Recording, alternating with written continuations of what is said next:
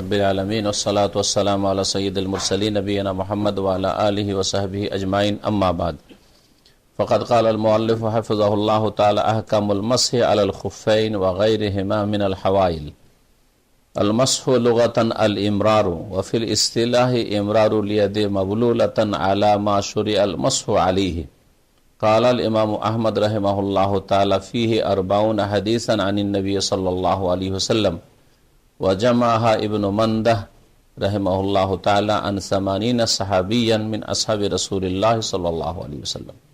মহান আল্লাহর সমস্ত প্রশংসা যে আল্লাহ পাক রব্বুল আলামিন দ্বীনকে সহজ করেছেন এবং দ্বীন ইসলামের বিধিবিধানের ক্ষেত্রে মানুষের জন্য যেখানেই মুশকিল রয়েছে সেখানে আল্লাহ পাক আসান করেছেন।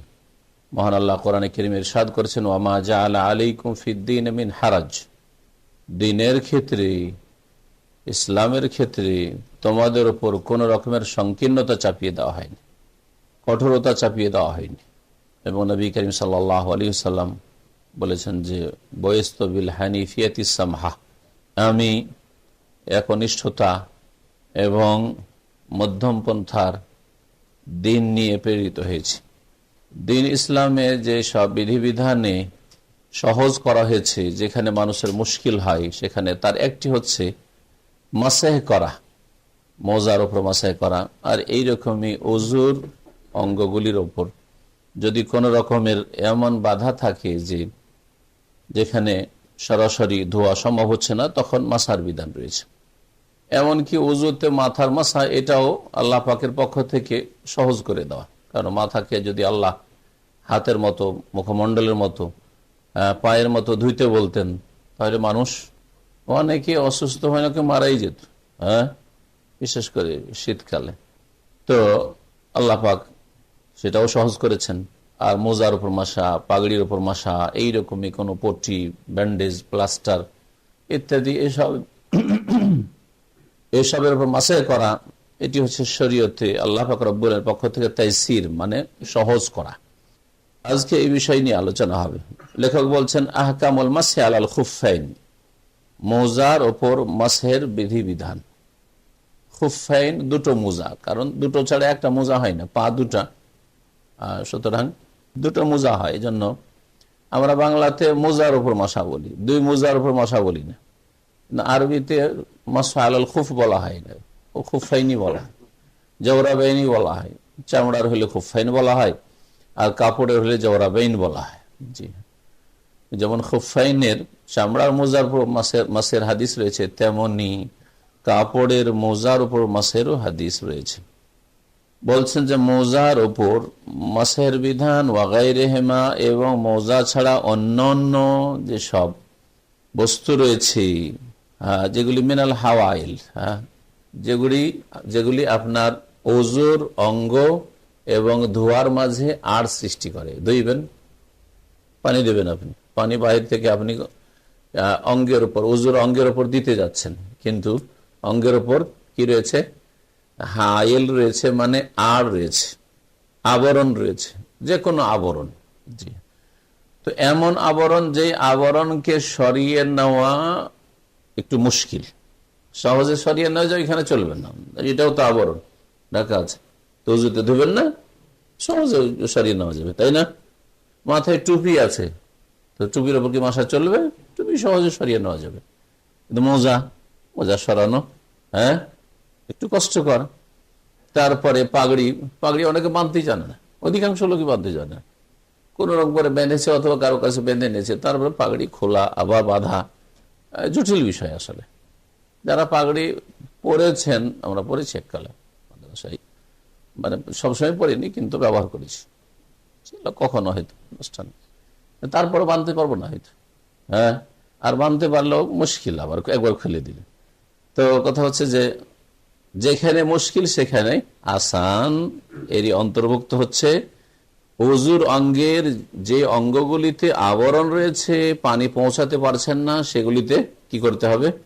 মাসহ করতে হবে। মাসহ কাকে বলে? বলছেন আল মাসহু লুগাতান, মাসার আবিধানিক অর্থ হচ্ছে আল ইমরার, মানে হাত ফিরানো, হাত বুলানো, যেই জায়গায় হাত ফেরানো, এটা হচ্ছে মাসহ। ওয়াফিল ইস্তিলাহে, আর ইসলামের পরিভাষায় মাসা কাকে বলে? বলছেন এমরারু রিয়াদে মাবলুলাতান, ভিজা হাত ফিরানো। তাহলে শাব্দিক অর্থ হচ্ছে মাসাহা ইয়ামসাহু মানে হাত ফিরানো, শুকা হাত হোক আর ভিজা হাত হোক। কিন্তু শরীয়তে যখন বলবেন যে মাসা, আমি মাথার মাসা করলাম, আমি কান মাসা করলাম, আমি মুজার মাসা করলাম, তাহলে ভিজা হাত ফিরিয়ে দেবো, শুকা হাত ফিরিয়ে লাভ নেই, হবে না মাসা। ভিজা হাত ফেরানো কিসের ওপর? যেখানে সেখানে নয়। আলামা শরী আল মাসু আলিহি, ওইসব অঙ্গের ওপর, হ্যাঁ, বা ওইসব আবরণের ওপর যার ওপর মাসের শরীয়তে বিধান এসেছে, শরীয়তে তার বৈধতা এসেছে বা ছাড় এসেছে। আপনার খেয়াল খুশি মাসে চলবে না, হাত মুজার মাসে চলবে চলবে না, কারণ আসেনি, এইরকম শরীয়তে কোনো দলিল আসেনি। হ্যাঁ, ইমাম আহমদ রাহিমাহুল্লাহ তাআলা বলছেন মোজার মাসের ক্ষেত্রে ফিহে আরবাউনা হাদিসান আনিন নবী সাল্লাল্লাহু আলাইহি ওয়াসাল্লাম, এই মাসা সম্পর্কে নবী করিম সাল্লাল্লাহু আলাইহি ওয়াসাল্লাম থেকে 40টি হাদিস বর্ণিত হয়েছে, একটি দুটি না। একটি হাদিস সহিহ সনদ থেকে থাকলে সেটা শরীয়তের একটি হুকুম প্রমাণ করার জন্য যথেষ্ট। 40টি হাদিস, তাহলে এই মাসাকে, মোজার উপর মাসাকে অস্বীকার করা হচ্ছে গুমরাহি। জি হ্যাঁ। ওয়াজামাহা ইবনে মান্দা, ইমাম ইবনে মান্দা একজন মুহাদ্দিস ছিলেন রাহিমাহুল্লাহ, তিনি সেই হাদিসগুলিকে একত্রিত করে সংকলন করেছেন। আন সামানিনা সাহাবিয়ান, 80 জন সাহাবী, 80 জন সাহাবী থেকে, মিন আসহাবে রাসূলুল্লাহ সাল্লাল্লাহু আলাইহি ওয়াসাল্লাম, রাসূলুল্লাহ সাল্লাল্লাহু আলাইহি ওয়াসাল্লামের সাহাবায়ে কেরামদের 80 জন সাহাবী থেকে তিনি হাদিসগুলি সংকলন করেছেন। অর্থাৎ বর্ণনাকারী 80 জন, এক একটা হাদিস হয়তো কয়েকজন সাহাবী বর্ণনা করেছেন, এই জন্য 40টি হাদিস বর্ণনা করেছেন কয়জন সাহাবী? 80 জন সাহাবী। 80 জন সাহাবী সাক্ষী যে আমরা রাসূলুল্লাহ সাল্লাল্লাহু আলাইহি ওয়াসাল্লামকে মুজার মাসা করতে দেখেছি, বা আমাদেরকে মাসাই করতে বলেছেন, ইত্যাদি বাচনিক হাদিস অথবা আমলগত কর্মগত হাদিস। জি, হুকমুল মাসি আলাল খুফাইন, মুজার উপর মাসার হুকুম কি? হুকুম যখন বলা হবে তখন ইসলামের 5টি বিধানের যে কোনো একটি বিধান ফরজ, আর এর বিপরীত হচ্ছে এই 5টা আঙ্গুল আছে না, হুকুম, কে বলতে পারেন? হুকুম ফরজ, এর বিপরীত একবার এই দিকে, ফরজের বিপরীত, যেটা করা ফরজ আর ছাড়া ফরজ, যেটা ছাড়া ফরজ এটার নাম কি? হারাম। দুটো হইল তো, এই কাজটা হারাম, মদ খাওয়া হারাম, এটা হুকুম হইল। 5 ওয়াক্ত নামাজ ফরজ, হুকুম হইল। তারপরে দ্বিতীয় হচ্ছে সুন্নাত বা মুস্তাহাব, মুস্তাহাব বলেন সুন্নাত, আর যেগুলো নফল ভালো কাজ সবগুলিকে শামিল হবে, ব্যাপক অর্থে একটু। হ্যাঁ, মুস্তাহাব। হ্যাঁ, আর এর বিপরীত হচ্ছে না, সুন্নাত আর বিদআত, ওটা হচ্ছে আপনার, এটা হচ্ছে ফিকহের আলোচনা। আমাদের সাবজেক্ট কি? ফিকহ। ফিকহে যখন বললো সুন্নাত তো সুন্নতের মুস্তাহাব বললেন, তাহলে ভালো, মুস্তাহাব বললাম ওই জন্য। মুস্তাহাব যেটা করা ভালো, মুস্তাহাব মানে কি? যেটা করা ভালো, যেটা করা ভালো। এর বিপরীত যেটা ছাড়া ভালো, এটার নাম কি? মাকরুহ, অপছন্দনীয়। এটা হচ্ছে অপছন্দনীয়, মুস্তাহাব, এটা হচ্ছে অপছন্দনীয়। মাঝখানে একটা থাকলো, এদিকেও না এদিকেও না, হারামের দিকেও না, মাকরুহর দিকেও না, আর এদিকে ফরজ আর সুন্নাত মুস্তাহাবের দিকেও না, মাঝখানে, এটার নাম কি? মুবাহ, জায়েজ। মুবাহ বলেন আর জায়েজ বলেন। হ্যাঁ, জায়েজ। সমুদ্রের বিচে যাওয়া জায়েজ, বিদেশে আসা, সৌদি আরবে কাজ করতে আসা জায়েজ না সুন্নাত? মুস্তাহাব? তাও মুস্তাহাব না, বরং বাড়িতে থাকলে ভালো, বেশি আত্মীয় স্বজনদের সাথে যোগাযোগ থাকতো। হ্যাঁ, কিন্তু যে মক্কা মদিনা আসা, পার্থক্য হয়ে গেল। সৌদি আরব কাজ করতে আসা আর মক্কা মদিনা আসা। জি, হজ উমরার উদ্দেশ্যে অথবা নামাজ পড়ার জন্য। হজ উমরা হলে তো জীবনে একবার হজ ফরজ, আর জীবনে উমরাও ফরজ, এটা হচ্ছে ঠিক, যদি ইখতিলাফ এই ব্যাপার আছে। কিন্তু মক্কা মদিনাতে মসজিদে হারাম, মসজিদ নববীতে সালাত আদায় করতে, নামাজ পড়তে যাব, এটা কি? মুস্তাহাব। মুস্তাহাব কাজ, ওয়াজিব নাই, ফরজ নাই, কিন্তু মুস্তাহাব, নেকির কাজ করলে ভালো। যত নামাজ পড়তে পারেন আপনি মসজিদে নববীতে আর মসজিদে হারামে, ভালো। বুঝতে পেরেছেন? এবার এরপরে যেন বারবার না বলতে হয়। যখন বলবো হুকুম, মেলাবার আসবে, হুকমুল মাসি আলাল খুফাইন, 2টি মোজা যে পড়েন আপনি, এই মোজার উপর মাসার হুকুম কি? ফরজ, হ্যাঁ, না হারাম, না মুস্তাহাব, নাকি কি বলবো মাকরুহ, নাকি জায়েজ? রুখসাতুন ফেলুহু, মোজার মাসা করা হচ্ছে ছাড়, ছাড় দেওয়া হয়েছে, করতে পারো, তার মানে কি জায়েজ।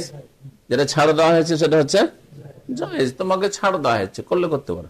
হ্যাঁ, আপনার ডিউটি আছে, তারপর মালিক বলছে যে তুমি আজকে ডিউটি অফ করতে পারো, অনেক সময় শরীর খারাপ, তো বলছে তুমি গেলে যেতে পারো, বলে না? বলে না? তার মানে কি, যদি বলে যে আমি যাবো না, ডিউটি করবো, তুমি অন্যায় করলেন। হ্যাঁ, ছাড়। জি,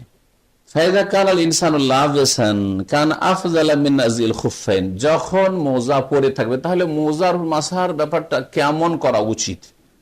মোজা পরে আছেন না মোজা পরে নন, আপনি দুটো অবস্থা হইতে পারে, তাই না?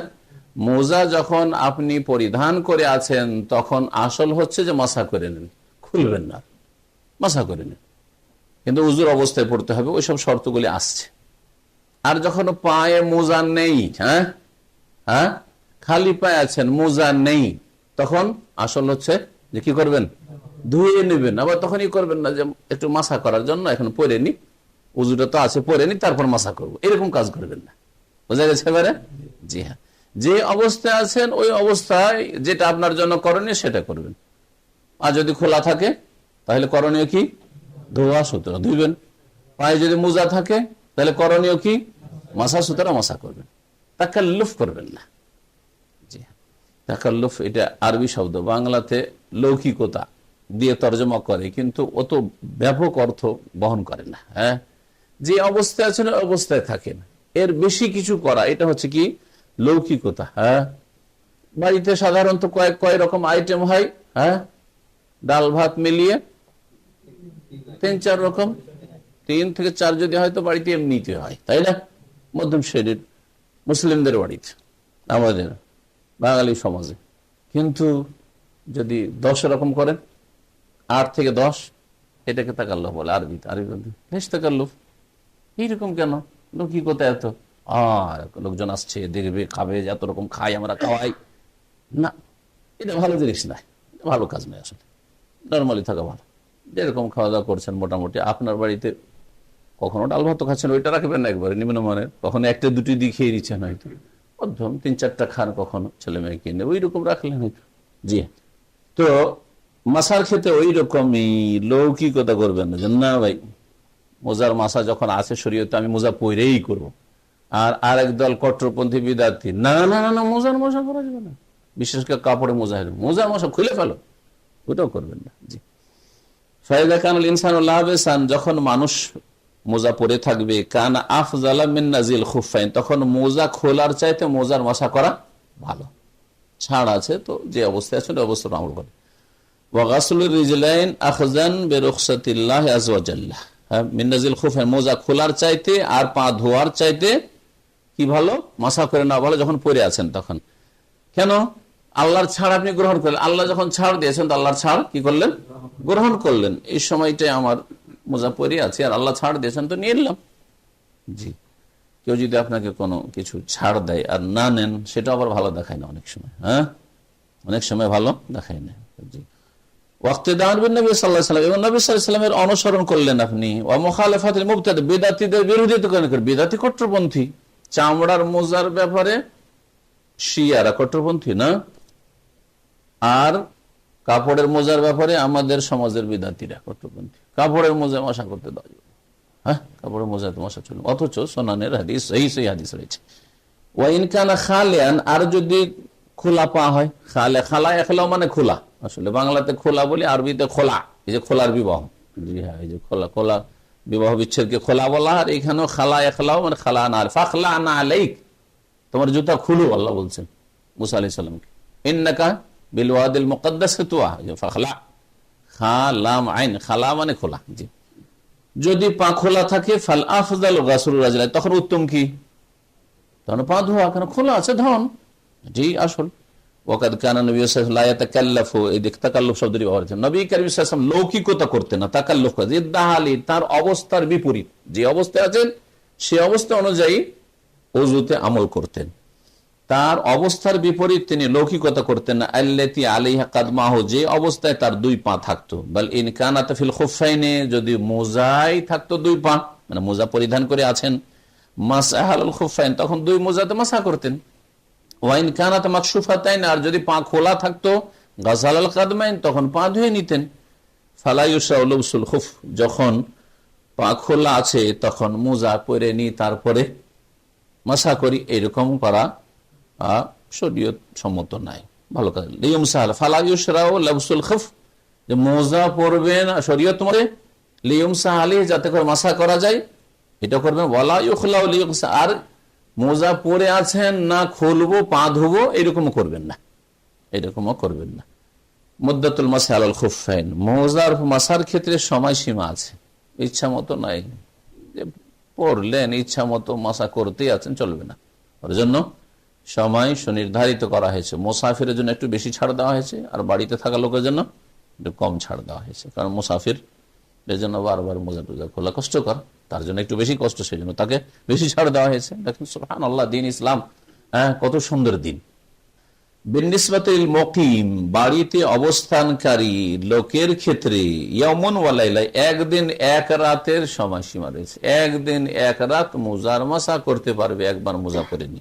অবিনিসবাতে মুসাফিরা, মুসাফিরের ক্ষেত্রে কেমন মুসাফির হইতে হবে? এমন সফর ইয়বিহুল কাসার, যাতে তার জন্য সালাত নামাজ কসর করা জায়েজ হয়।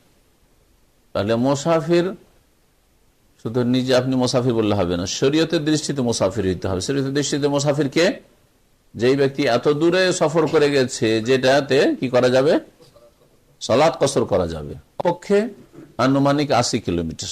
একদল বলছেন যে 48 মাইল মানে 80 কিলোমিটারের মতো হয়, তারা কিলোমিটার দিয়ে বলছেন। আরেক দল বলছেন এই ব্যাপারে যেহেতু খুব শক্ত অকাট্য এরকম দলিল নাই স্পষ্ট, সেই জন্য তারা বলছেন যে সেখানকার দেশাচার যেটাকে সফর বলা হয় সেটা সফর, আর দেশাচার যেটাকে সফর বলা হয় না সেটা সফর নয়। কিন্তু সাধারণত দেখলে অধিকাংশ আল্লাহর জমিনে মোটামুটি 80 কিলোমিটারের কাছাকাছি গেলে এটাকে সফরই মনে করা হয়। হ্যাঁ, কিন্তু 30-40 কিলোমিটারকে সফর মনে করা হয় না। এখান থেকে আপনি কাতিফ যাচ্ছেন, সাফা যাচ্ছেন, সফর নয়। হ্যাঁ, ঠিক না? দাম্মাম থেকে খোবার আসছেন, বাহরাইন ব্রিজ যাচ্ছেন, এগুলো সফর নয়। কিন্তু এখান থেকে জোবেল যাচ্ছেন, এটা সফর। জি, তাতে 10-5 কিলোমিটার কম বেশি হোক, দ্বিতীয় মত যেটা রহমতুল্লাহ আলাই বা অন্যান্য আরো গবেষক আলেমরা এটাই বলেছেন যে যেটাকে ওখানকার দেশের ভাষায় সফর বলা হয় সেটাই সফর, আর যেটাকে সফর বলা হয় না সেটা সফর নয়। তো যেখানে কসর করা যাবে এমন সফর যদি হয় তাহলে 3 দিন, সালাসাতু আইয়ামিন বিলায়ালিহা, 3 দিন 3 রাত। কারণ আলী রাদিয়াল্লাহু তাআলা আনহু থেকে বর্ণিত হাদিস রয়েছে এর দলিল। নবী করিম সাল্লাল্লাহু আলাইহি ওয়াসাল্লাম বলেছেন লিল মুসাফিরি সালাসাতু আইয়াম, মুসাফিরের জন্য 3 দিন 3 বিলায়ালিহিন্না, 3 দিন 3 রাত রয়েছে মোজার উপর মাসে করা। ওয়ালিল মুকিমি ইয়ামুন ওয়া লাইলা, আর মুকিমের জন্য, মুকিম মানে হচ্ছে বাড়িতে অবস্থানকারী, মানে যে মুসাফির নয়, বাড়িতেও নেই হয়তো কিন্তু 20 কিলোমিটার দূরে আছে, দাম্মামের লক্ষ্যবারে আছে, তো কি বাড়িতে নেই, হ্যাঁ মুসাফিরও নাই, তাহলে ওকে কি বলবো? ও মুকিম। হ্যাঁ, মুকিমের হুকুমে আছে, যদিও বাড়ির বাইরে আছে। অথবা সফরে আছে কিন্তু সফর 4 দিনের বেশি হয়ে গেছে, মক্কা গেছেন 1 সপ্তাহের জন্য, আগে থেকে নিয়ত করে গেছেন আমি থাকবো 1 সপ্তাহ, 4 দিনের বেশি থাকবো, তাহলে আপনি মুসাফির না। মক্কায় পৌঁছে গিয়ে মুসাফির না, রাস্তাতে মুসাফির। যতক্ষণ যাচ্ছেন মুসাফির, আবার যখন ওখান থেকে আসছেন রাস্তাতে মুসাফির, কিন্তু যতক্ষণ আপনি ওখানে আছেন 1 সপ্তাহ ধরে বা 5 দিন ধরে, 5 দিন থাকলে আপনি মুসাফির না ওখানে। এটা হচ্ছে সঠিক মত। যে কোনো জায়গায় যদি আগে থেকে অবস্থান করব নিয়ত করে নেন যে 4 দিনের বেশি, 5 দিন বা তার বেশি, তাহলে আপনি মুকিম সেইখানে। আর যখন আপনি 1 দিন 2 দিন 3 দিন বা 4 দিনের জন্য যাচ্ছি, হ্যাঁ, তাহলে কি মুসাফির আপনি, এই অবস্থায় মুসাফির। আর একটা মুসাফির শুনেন এখানে, যদি মাসাগুলি নামাজের যখন মাসাইল আসবে তখন হয়তো আসবে, আপনার কোনো ঠিক নেই, কাজ 2-3 দিনে হয়ে যেতে পারে, আবার 10-20 দিনও লাগতে পারে, এইরকম পরিস্থিতি হয় না অনেক সময়? যাচ্ছি, টাকা পয়সা কার কাছে পাবেন হয়তো, অথবা এমন কিছু কাজ সারার জন্য আছেন, 1-2 দিন 3 দিনও হয়ে যেতে পারে, আবার সময় লাগতে পারে। তাহলে এই অবস্থায় যতদিন থাকবে ততদিন মুসাফির। এই আজকে হলে চলে যাব, কালকে হলে চলে যাব, এই কালকে হলে চলে যাব, প্রতিদিন বলছেন কালকে পরশু হয়তো হয়ে যাবে, চলে যাব, তাহলে আপনি যতদিন থাকেন না কেন সেখানে মুসাফির। এইভাবে নবী করিম সাল্লাল্লাহু আলাইহি ওয়াসাল্লাম তাবুকের সফরে 19 দিন ছিলেন আর কসর করেছেন। এইটাকে অনেকে বুঝেনি, তখন কি ফতোয়া দিয়ে থাকে তারা, বলে যে 19 দিন ধরে কসর চলবে। তার মানে যদি আপনি মক্কা যান নিয়ত করে যে 19 দিন বা 18 দিন, তাহলে কসর চলবে তাদের কাছে। তারা 4 দিনের মত পোষণ করে না। না, আসলে নবী সাল্লাল্লাহু আলাইহি ওয়াসাল্লাম ওখানে ভাবছেন যে এই তো চলে যাব, এই তো চলে যাব, এই তো চলে যাব। কাজ শেষ হচ্ছে না, আশা হচ্ছে না, কাজ শেষ হলে আজকালের মধ্যে চলে যাব, এই পরিস্থিতি ছিলেন। তো এইরকম পরিস্থিতি যদি কয়েক মাসও হয়ে যায়, প্রতিদিন ভাবছেন এই চলে যাব, এই চলে যাব, তাহলে আপনি মুসাফির। মুসাফিরের জন্য কি বললাম? 3 দিন 3 রাত। রাওয়াহু মুসলিম, হাদিস সহিহ মুসলিমের। ওয়াবতিদাউল মুদ্দাতি ফিল হালাতাইন ইয়াকুনু মিনাল মাসহি বাদাল হাদাস। আচ্ছা, এই যে 1 দিন 1 রাত বাড়িতে থাকা লোকের জন্য বা 3 দিন 3 রাত মুসাফিরের জন্য, এই সময়টা কখন থেকে শুরু হবে? যখন থেকে মোজা পড়েছে তখন থেকে? হ্যাঁ, একটা হলো এটা। 2 নম্বর হচ্ছে যখন উজুটা নষ্ট হয়েছে তখন থেকে, না যখন প্রথমবার মাসা করেছে তখন থেকে? প্রথম মাসা থেকে। মাশাআল্লাহ, প্রথম মাসা থেকে। মাসার সময়সীমা হচ্ছে কি? 1 দিন 1 রাত অথবা 3 দিন 3 রাত মাসার সময়সীমা। তাহলে প্রথম মাসা থেকে নিয়ে 24 ঘন্টা, এটা হচ্ছে মাসার। তাহলে তাকে সময় দেওয়া হইলে যে তুমি 1 দিন মাসা করো, 3 দিন মাসা করো, তাই না? আর যদি বলেন যে না, প্রথম উজু নষ্ট হয়েছে তখন থেকে, তাহলে উজু নষ্ট হয়েছে সকাল 6টে, জোহরের সময় প্রথম মাসা করলো, তাহলে তো 6 ঘন্টা কমে গেল, ঠিক না? দেখেন পার্থক্য। প্রথম মোজা পড়া থেকে যদি ধরা হয় ভোর 4টার সময় বা 3টার সময় পড়েছে, আর তারপরে তার 6টা পর্যন্ত উজু থেকেছে, তাহলে সময় আরো কমে গেল, তাই না?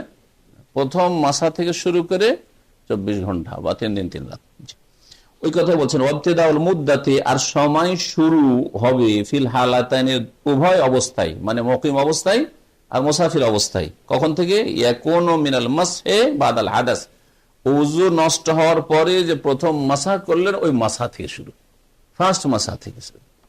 শুরুতুল মাসহি আলাল খুফাইন ওয়া নাহবিহা, 2 মোজা বা অন্যান্য যে আবরণগুলি রয়েছে সেগুলির উপর মাসা করার কিছু শর্তাবলী রয়েছে। শর্তগুলি শুনেন।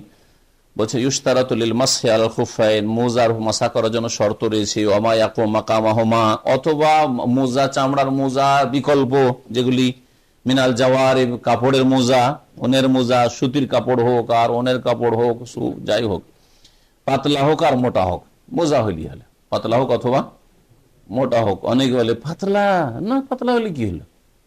জি হ্যাঁ, যাকে মোজা বলা যাচ্ছে যে মোজা এবং পা স্পষ্ট দেখা যাচ্ছে না, সেটা মোজা। এই যে জাওয়ারেব বলল, তাহলে খুফ চামড়ার মোজা আর জাওয়ারেব, জাওরাব হচ্ছে কাপড়ের মোজা। অন্যহার এইরকম অন্যান্য বস্তুগুলি। প্রথম শর্ত আইয়াল বাসাহা বাদা কামালি তাহারাহ বিলমা, পানির দ্বারা পূর্ণ পবিত্রতা অর্জনের পরে সেটা পরিধান করবে। পানির দ্বারা পূর্ণ তাহারাত, গোসল ফরজ থাকলে গোসল করেছে, উজু নেই উজু করেছে, এটা হচ্ছে পূর্ণ তাহারাত। মিনাল হাদাস থেকে, বড় হাদাস, বড় নাপাকি এবং ছোট হাদাস, সমস্ত হাদাস থেকে পূর্ণ তাহারাত হাসিল করবে কি দ্বারা? পানির দ্বারা। তাহলে বোঝা গেল যে প্রথমখানে যদি আপনি তেমন করে থাকেন, পানির দ্বারা আপনি তাহারাত হাসিল করেননি। প্রথম কি করেছেন? উজু করেনি, তেমন করেছেন, তেমন করার পরে মোজা পড়েছেন, তাহলে চলবে না।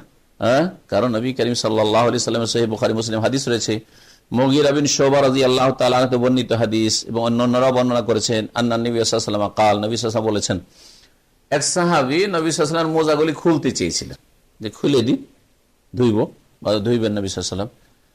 তখন বললেন দাহমা, মোজা দুটোকে ছেড়ে দাও আপন অবস্থায়, দাহমা ছেড়ে দাও।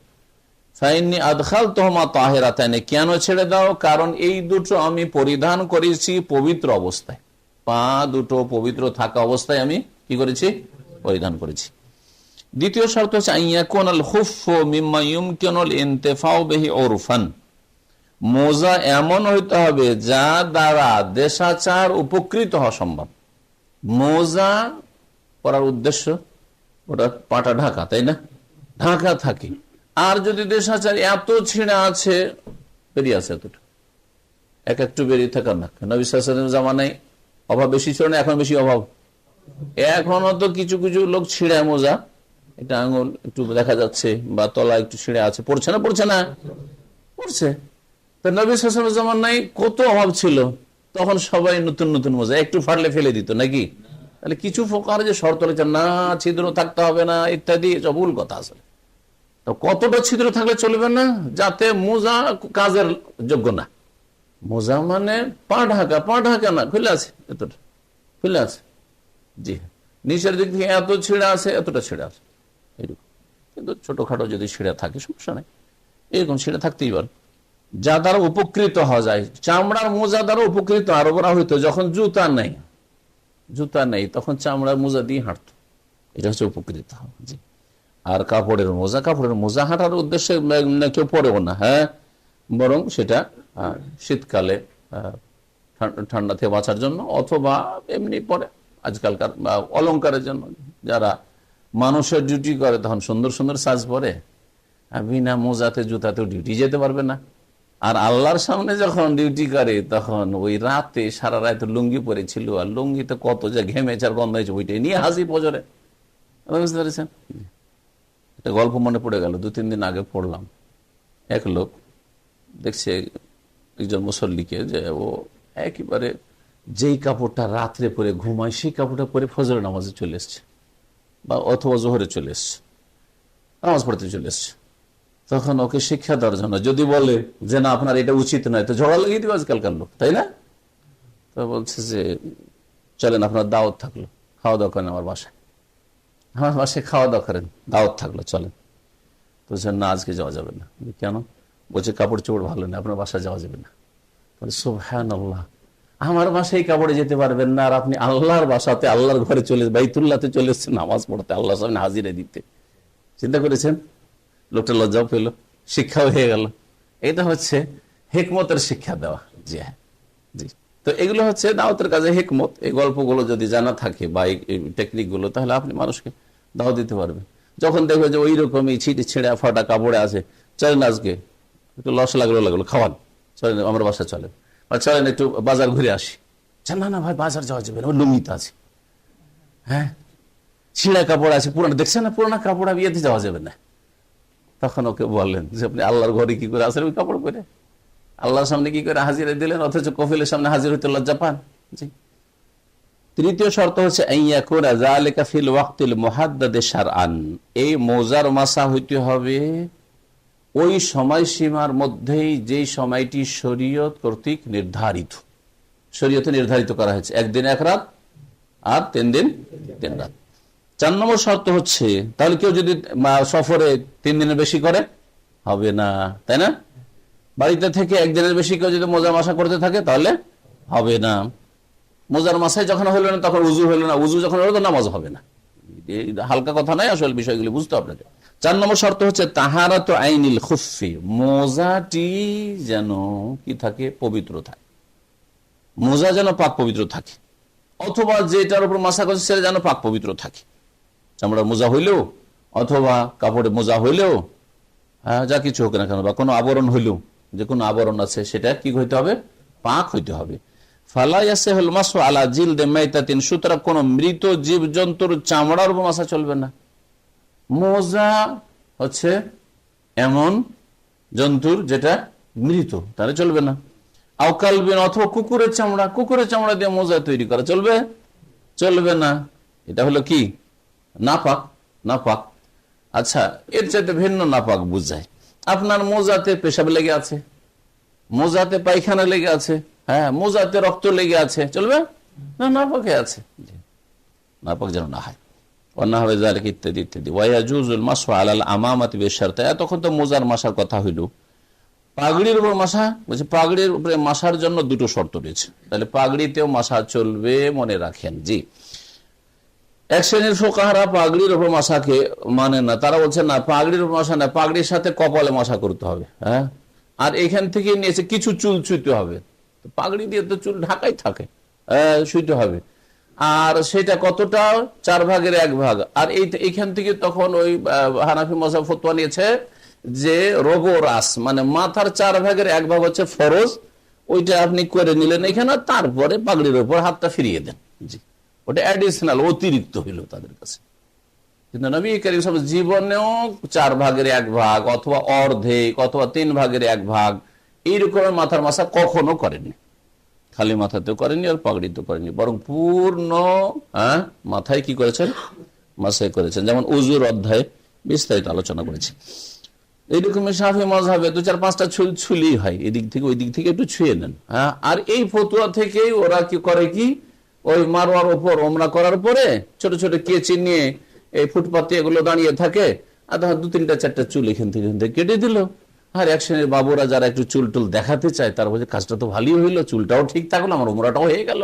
কিন্তু জানে না যে জাহেল যে উমরা হইল না, উমরা হইল না তার।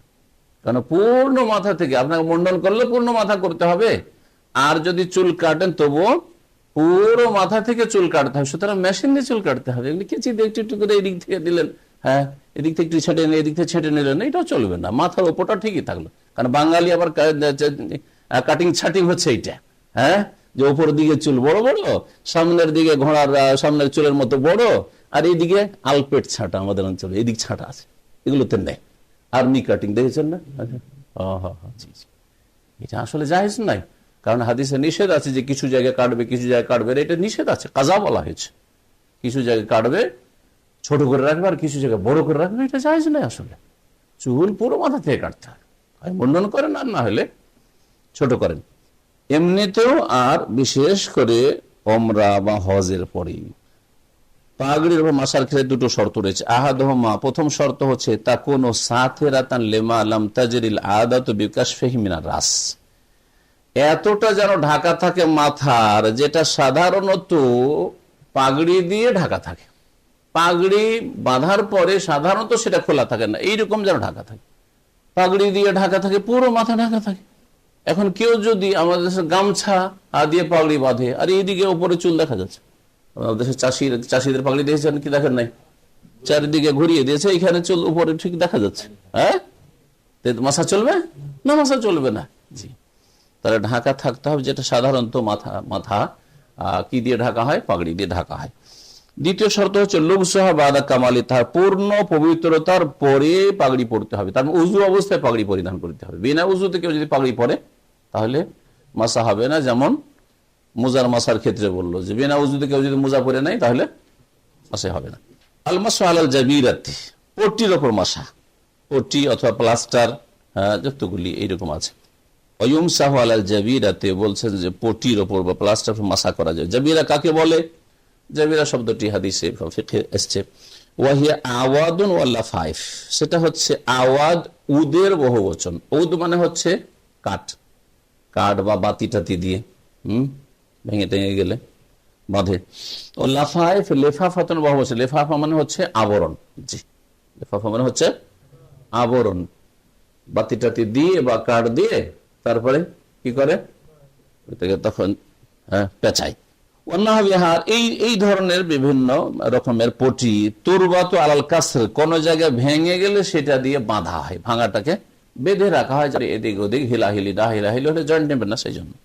ওয়ুমসাহু আলা দামাদ, আর এইরকমই প্লাস্টার, দামাদ যেটা আজকাল হসপিটালে আপনার প্লাস্টার করে না, ওটা করে এইটাকে দামাদ বলা হয়। আল্লাযী ইয়াকুন আলাল জুরহি, যেটা কিসের উপর, জখমের উপর হয়। ওয়াকাযালিকা ইউমসাহু আলাল লুসুক, এইরকমই যেসব টেপ, এগুলো কি বলে, যে ছোট ছোট করে যায় থেকে কেটে গেছে বা হয়েছে, হ্যাঁ, ওয়ান টাইম মানে একবার ব্যবহার করা, হ্যাঁ, ছোট ছোট টেপ ধরনের টেপ লাগায়। লাস্ক মানে কোনটা যেটা আঠা আছে লাগিয়ে দিল, যতক্ষণ আঠাটা থাকলো থাকলো। জি হ্যাঁ, হয়তো পানি পৌঁছে দিবেন না, অথবা ওখানে যাতে ধুলোবালি না পড়ে, হ্যাঁ, প্রয়োজন না হয়, এই আর কি। আল্লাযী ইউজআলু আলাল কুরহ, যেটা ঘায়ের উপর লাগা, কারহন মানে হচ্ছে ঘায়ের উপর বা কোন জখমের উপর লাগানো হয়। লিউরুদ যালিকা আন ইবনে ওমর, কারণ এই সব বর্ণিত রয়েছে আব্দুল্লাহ বিন ওমর রাদিয়াল্লাহু তাআলা আনহুমা থেকে। কুল্লু হাযিহিল আশিয়া ইউমসাহু আলাইহা, এই সমস্ত বস্তুর ওপর বা আবরণের ওপর মাসা করা যাবে। এগুলোর পটি, প্লাস্টার, আর কি বললাম, ব্যান্ডেজ, এইরকম যা কিছু আছে। বেশারত, কতটা, আনতাকুন আলা কাদরিল হাজাত, প্রয়োজন অনুযায়ী যাতে করে হয়, মানে যতটা বেঁধে রাখলেই কাজ চলে। আপনার ভাঙাটা আছে এইখানে, আর এইখান থেকে নিয়ে এইখান পর্যন্ত বাঁধা চলবে। ঘা আছে আপনার এইখানে, আর বসিয়ে রেখেছেন পটি একবারেই বড় করে, চলবে না? চলবে না। যতটা লাগে, যতটা আবরণ জরুরি অতটা হইতে হবে, ওর বেশি থাকলে হবে না। তাহলে উঠিয়ে ফেলে পানি পৌঁছাইতে হবে নিচে। প্রয়োজন মাফিক যেন হয়, কোন আল কাসরে, সে ভাঙা জায়গার ওপর যেন হয়, আউল জুরহে, অথবা সেই জখমের জায়গায় হয়, অমাকারমিন, জখমের জায়গায় এবং ওর আশেপাশে কাছাকাছি যেন হয়। মিম্মা লাবুদ্দামিন অজহা, যতটা সেখানে লাগানো আবশ্যক, লেতুয়াদ্দিয়া মহিম্মাথা, যাতে করে তার কাজটা হয়, এই কাজটা হয়। শুধু ঘায়ের উপর তো লাগানো যাবে না, ঘায়ের আশেপাশে চারিদিকে তো একটু একটু বাড়িয়ে লাগাইতে হবে, অতটা আর অনুমতি। ফাইন তাজাওয়াজাত কাদার আল হাজা, প্রয়োজনের বেশি যদি চলে যায় পারে, লাজেমাহু নাজউ মা যাদা আনিল হাজা, প্রয়োজনের বেশি যেটা লাগানো আছে সেটা উঠিয়ে ফেলতে হবে, প্রয়োজনের বেশি যেটা লাগানো আছে সেটা উঠিয়ে ফেলতে হবে। যেমন পেন্টের ক্ষেত্রে পড়েছেন মাসালা, পেন্ট অথবা ওই যে নখ পালিশ গুলো, হ্যাঁ মহিলাদের, এগুলো উঠিয়ে ফেলতে হবে যেগুলো গাঢ় হয়ে আছে, ঠিক এরকম। ফাইন তাদাররা বিযালিক, আচ্ছা ওইটা উঠাইতে যদি কষ্ট হয়, ক্ষতিগ্রস্ত হয়, মাসাহা আলা যায়েদ, তাহলে অতিরিক্তের উপর, উঠাতে গিয়ে ঘায়ের ক্ষতি হবে, হ্যাঁ জন্য ব্যথা, উঠাতে পারা যাবে না এরকম হয়তো, তাহলে তখন যেটা অতিরিক্ত আছে তার মাসা করবে, আর ওয়াজজাহু, সেটা যথেষ্ট হবে। এরপরে কয়েকটি আরো মাসাইল বলছেন এইরকমই জখমের সাথে সম্পর্কিত। অমান বেহি জুরহুন লা ইয়াখলু মিন উমুর, যার শরীরে জখম আছে তার কয়েকটি অবস্থা হইতে পারে। প্রথম অবস্থা হচ্ছে আইয়াকুন আলিহি জাবিরা, ওই জখমের উপর হয়তো পটি লাগানো আছে, আও লিফাফাতুন, অথবা কোনো আবরণ আছে, ও না বা কিছু একটা লাগানো আছে, তাহলে ফাইন্নাহু ইয়ামসাহু আলিহা, মাসা করবে, তাহলে মাসা করবে পটির উপর। দ্বিতীয় হচ্ছে আল্লাহ ইয়াকুন আলিহি জাবিরাতুন আও লিফাফা, কোনো আবরণ নয় আর কোনো পটি নেই। ফাইন লাম ইয়াতাদাররার বিগাসলিল জুরহি, তাহলে দেখতে হবে যে এর উপর দিয়ে যদি জখমের উপর দিয়ে, ঘায়ের উপর দিয়ে পানি বহানো হয় তো এতে ক্ষতি হবে কি? যদি ক্ষতি হয় তাহলে করবে না, কিন্তু ক্ষতি যদি না থাকে তাহলে ধুইবে।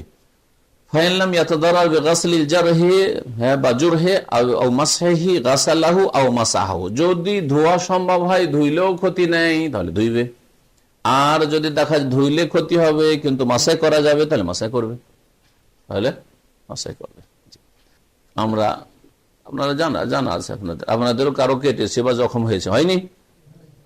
তারপরে ঘাটা প্রায় শুকাবার দিকে, ঘা এখন আছে কিন্তু শুকা হয়ে আছে, তখন ওর উপরে আমরা উজু করেছি, ধুয়েছি, কিন্তু একেবারে কাঁচা ঘা, তাজা, এখন ধুইলেই আবার রক্ত বইতে শুরু করবে, তাই না, বা বড়ভরা হয়ে যাবে, তাহলে এই ক্ষেত্রগুলি ক্ষতি, রোগ বৃদ্ধি করবে বা রোগের আরোগ্যে বিলম্ব হবে, এগুলি হচ্ছে ক্ষতির আশঙ্কা।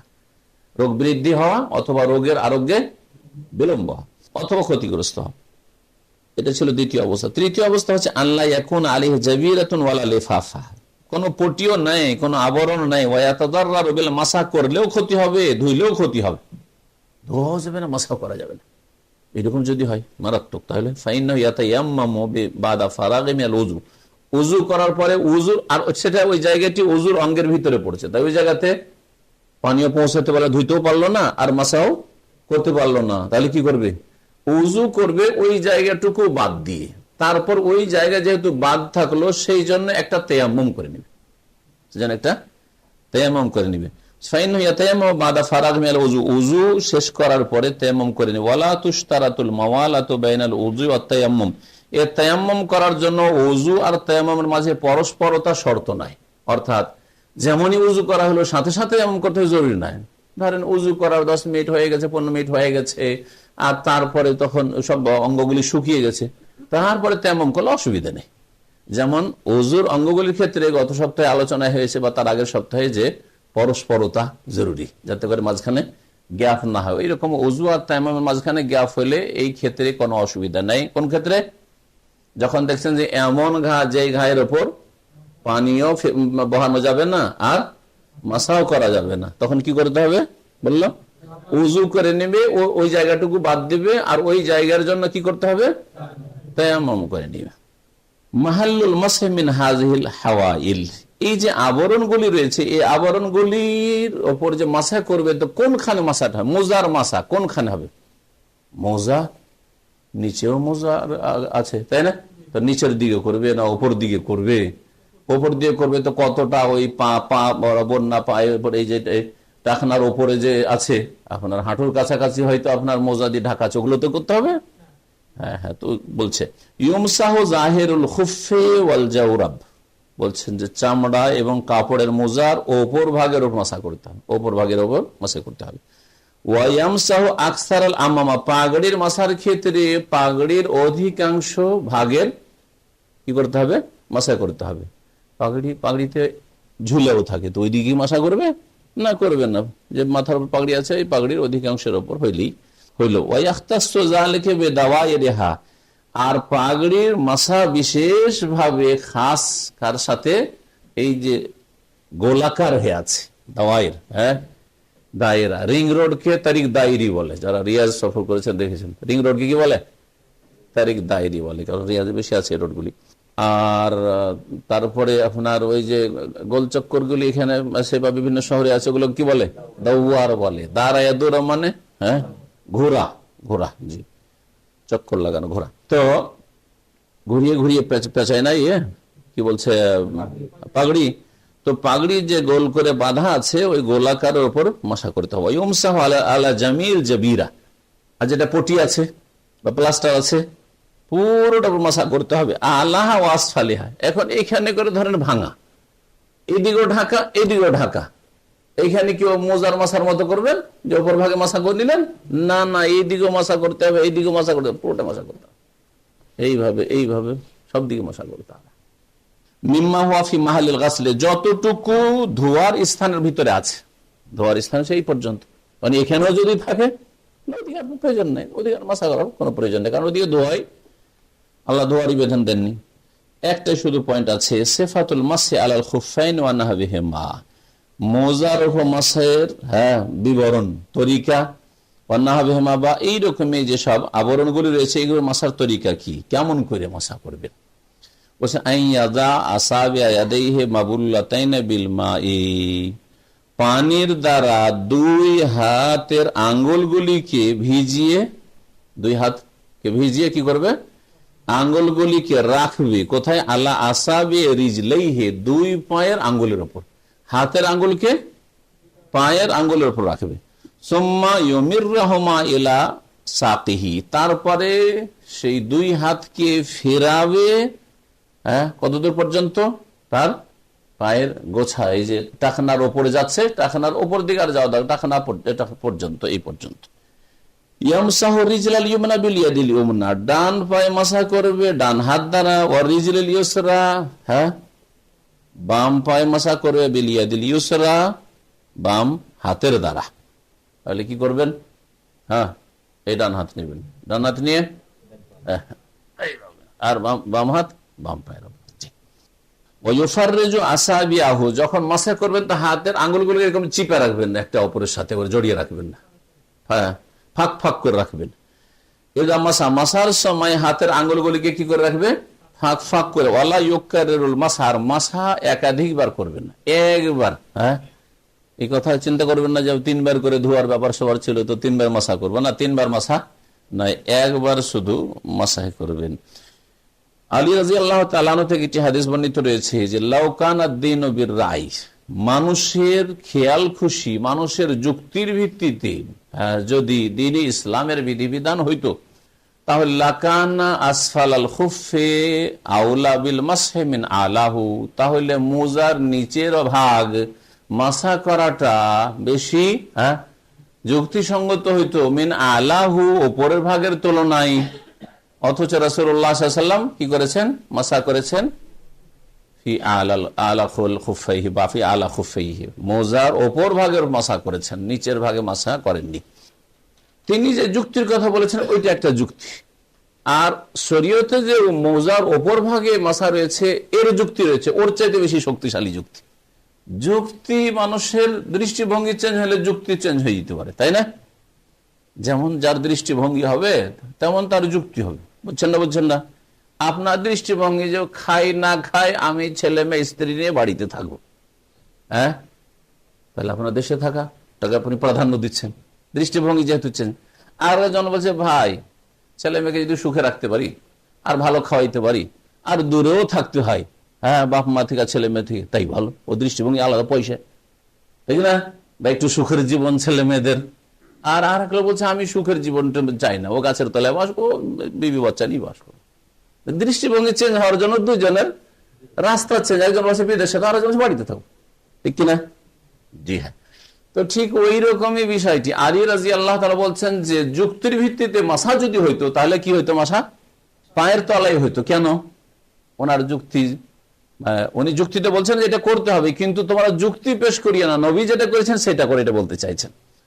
উনি যে যুক্তির ইঙ্গিত করেছেন সেটা হচ্ছে যে কেউ এই যুক্তি পেশ করতে পারে যে ধুলো লাগছে মোজার কোন দিকে? নিচে, তো ধুলো লাগলো নিচে, সুতরাং মাসা করব নিচে। এটা হলো একটা যুক্তি। কিন্তু শরীয়তে যে অপর ভাগে মাসের কথা বলা হয়েছে তাতে আর এক যুক্তি আছে, এর চাইতে বেশি সূক্ষ্ম আর শক্তিশালী। হ্যাঁ, সেটা হচ্ছে যে নিচে এমনি ধুলো লেগে আছে, আর তারপর তাতে যদি মাসাহ করা যায় তাহলে ধুলোগুলো ঝরবে না আরো আঠা হয়ে লেগে যাবে আপনার মোজার তলায়? লাগবে না? লাগবে না? আর যখন লেগে যাবে, এক তো মাসা করলেন, তখন একটু পানি পৌঁছে রসলো, পানি লাগলো, আর তারপরে ধুলো লেগে আছে, তখন গন্ধ বেশি হবে কি হবে না? তো পায়ের তলায় আরো গন্ধ বাড়বে। এমনি তো মোজার পায়ের তলায় গন্ধ করে, আর আরো গন্ধ বাড়বে কি বাড়বে না? সুতরাং এই যুক্তি দেখেন, এই যুক্তি কি বলে যে মাসা করতে হবে কোথায়? এমন জায়গায় যাতে করে তাড়াতাড়ি মোজাতে গন্ধ না ছড়ায়, সেটা হচ্ছে অপর ভাগ। দেখলেন না? এই জন্য বললাম যে মানুষের যখন দৃষ্টিভঙ্গি, নোক্তায় নাজার, মানুষের দৃষ্টিভঙ্গি যখন চেঞ্জ হয়ে যায় তখন মানুষের কাজকর্ম চেঞ্জ হয়ে যায়, ভাষা চেঞ্জ হয়ে যায়। একজন মানুষ মুমিন, আল্লাহ ভীরু, তার সামনে দুনিয়াও আছে, আখেরাত আছে, কিন্তু দুনিয়া আখেরাতের তুলনায় তুচ্ছ। সুতরাং সে দুনিয়ার জন্য অত মরিয়া নয়। আসলো না হেরে আসলো, আর এটা আল্লাহ যা খাচ্ছে আলহামদুলিল্লাহ, দিন তো পার হয়ে যাচ্ছে, কিন্তু আমার আখেরাত ঠিক রাখতে হবে, আখেরাত ঠিক রাখতে হবে। কিন্তু অধিকাংশ লোকের দৃষ্টিভঙ্গি যেটা নগদ নগদ শরীরের চাহিদা পূরণ হচ্ছে, ঘুম, একটু ঘুমের দরকার, ফজর ছাড়লো, জামাত ছাড়লো, তাই না? জি হ্যাঁ, পয়সার দরকার, সুতরাং কিছু হারামও খেলো, জি হ্যাঁ, জি হ্যাঁ, রাতারাতি বড় লোক হইতে হবে, এই পয়সা দিয়ে কতদিনে আমার ঋণ পরিশোধ করবো, সুতরাং 9-6 এদিক সেদিক করতে হবে। দুনিয়াকেই যখন গন্তব্যস্থান মনে করে নিয়েছে তখন তার কাজকর্ম, ভাষা, চাল চলন, সবকিছু চেঞ্জ হয়ে গেছে। আল্লাহ পাক যেন বুঝার তৌফিক দান করেন, আর যা কিছু আমরা শুনলাম তা থেকে আমাদেরকে যেন উপকৃত করেন, আমাদের পরিবারকে উপকৃত করেন, আমাদের দুনিয়া আখিরাতকে আল্লাহ পাক ভালো করেন। ওয়া সাল্লাল্লাহু আলা নবিয়িনা মুহাম্মদ ওয়া আলা আলিহি ওয়া সাহবিহি আজমাইন।